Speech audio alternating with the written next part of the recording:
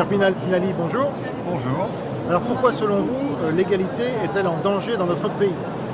Bien, dans notre pays et ailleurs sur la planète, il me semble que depuis une quinzaine d'années, des choses qui semblaient évidentes, même si la question de l'égalité n'a jamais été tranchée, ça restait un débat, aujourd'hui l'égalité, la notion même d'égalité me semble en danger.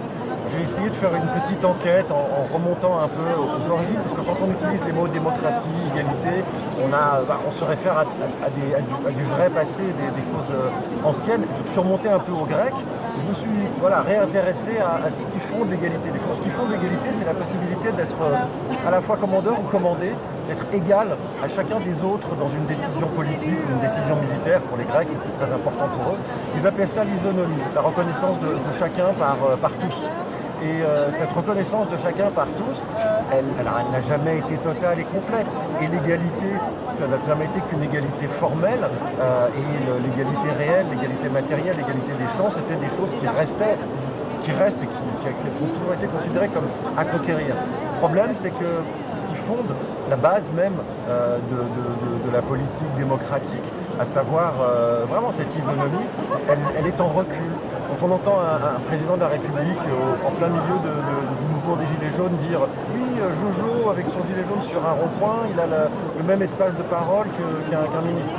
Ben oui, c'est ça le fondement de la démocratie.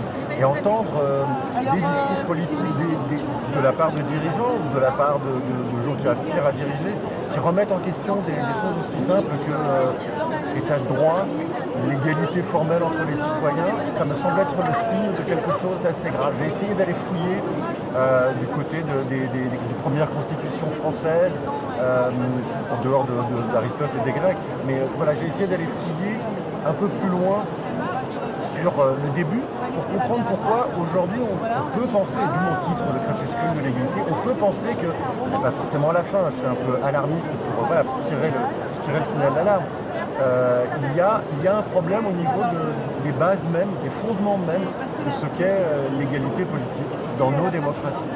Merci beaucoup.